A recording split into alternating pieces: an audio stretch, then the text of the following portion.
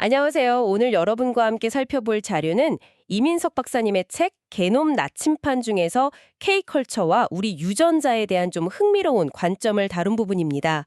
요즘 뭐 K컬처 열풍, 이건 정말 피부로 느껴지잖아요. 근데 이게 단순히 그냥 문화 현상이 아니라 어쩌면 우리 안에 있는 어떤 거, 뭐 생물학적인 거나 역사적인 배경 같은 거랑 연결될 수도 있다. 이런 좀 과학적인 상상력을 던져주는 글이에요. 오늘은 그래서 이 글을 보면서 K컬처가 어떻게 이렇게 독특하게 진화하고 퍼져나가는지, 또 한국의 그 특수한 환경 있잖아요. 그게 어떤 영향을 줬을 수 있는지 한번 파헤쳐 보려고 합니다. 마치 문화에도 유전자 같은 그런 작동 원리가 숨어 있을 수 있다. 뭐 이런 얘기죠. 자, 한번 깊이 들어가 볼까요? 네, 이거 정말 흥미로운 주제죠. 일단 이 글에서 말하는 건 문화가 뭐 생물학적인 유전자처럼 부모한테서 자식으로 바로 유전되는 건 아니잖아요. 근데 마치 살아있는 생명체처럼 스스로 복제되고 또 막 변형되고 환경에 따라서 어떤 건 살아남고 뭐 그렇게 진화한다는 아이디어를 제시해요. 그 리처드 도킨스가 말했던 밈이라는 개념이랑 좀 비슷하다고 보시면 돼요.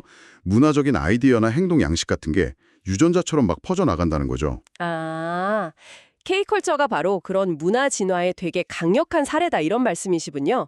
그냥 뭐 노래 듣고 드라마 보고 이걸 넘어서서 감정을 나누는 방식이나 뭐 소통 스타일, 심지어는 정체성까지 다 아우르는 거대한 흐름이니까요. 그쵸?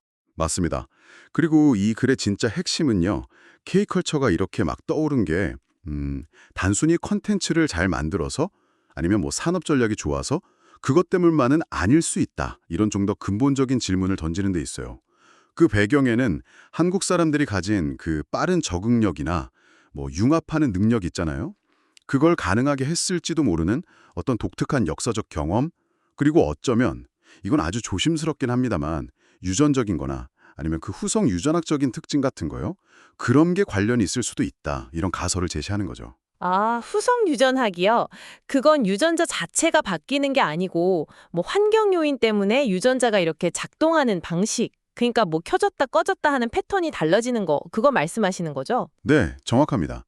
예를 들면 이 글에서는 한국 사회가 겪었던 그 엄청 빠른 변화 있잖아요. 그 압축 성장, 그런 스트레스 환경 속에서 발현되는 어떤 창의성이라던가 회복력 같은 특성을 언급해요. 뭐 특정 스트레스 반응 유전자, COMT나 BDNF 같은 거요. 아니면 언어 처리 관련 유전자, FOXP2 같은 게 K-팝 가수들의 표현력이나 뭐 새로운 걸 빨리 배우는 능력하고 어떤 관련이 있지 않을까 이런 연구 가능성을 제시하기도 하고요. 와, 그렇군요. 네. 또 사회 정체의 그 속도감 있잖아요. 막 빨리빨리 하는 거. 그 추진력 같은 게 도파민 같은 신경 전달 물질 시스템과 관련이 있을 수도 있다. 뭐 이런 얘기도 하고요. 그리고 이런 환경 변화에 되게 유연하게 반응하는 후성 유전적 조전 능력. 이게 K컬처가 이렇게 빠르게 진화하는 거랑 관련이 있을 수 있다.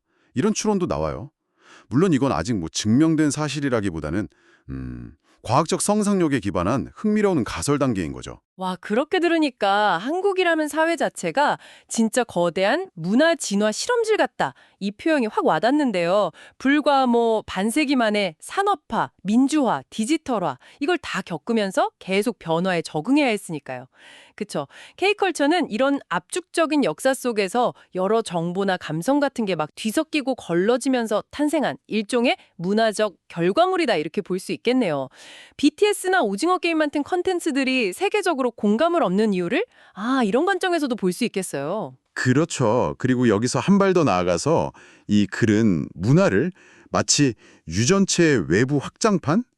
아니면 후성 유전 같다? 이런 비유를 써요. 유전체 외부 확장판이요? 네, 이게 무슨 뜻이냐면 유전자가 우리 몸의 기본적인 설계도라면 문화는 그 위에 이렇게 더 씌워져서 환경하고 상호작용하면서 우리의 행동 방식, 사고 방식, 그러니까 표현형을 만들어낸다는 거예요. 환경, 교육, 미디어 이런 걸 통해서 특정 문화적 특징이 나타나고 이게 또 모방이나 학습을 통해서 다음 세대로 또 다른 사회로 퍼져나가는 거죠.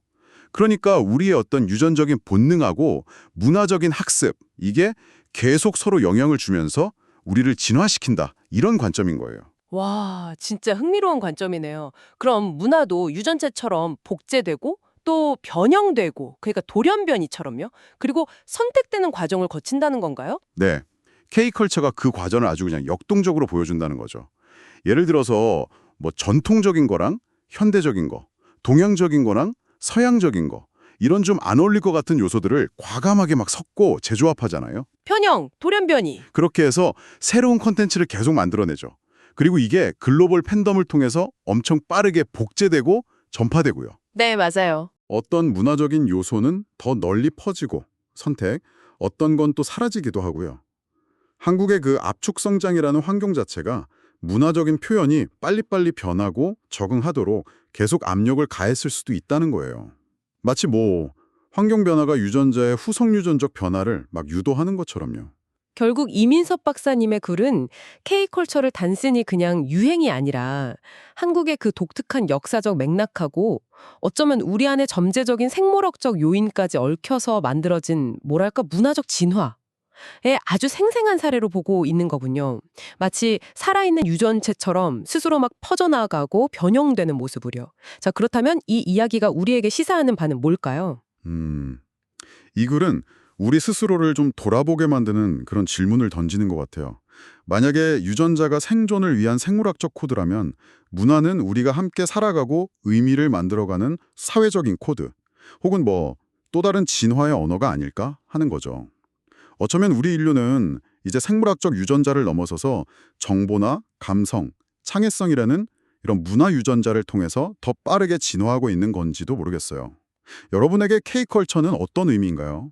이 현상을 보면서 여러분 안에 어떤 문화 유전자가 이렇게 꿈틀거리고 있는지 한번쯤 생각해 보시는 건 어떨까요?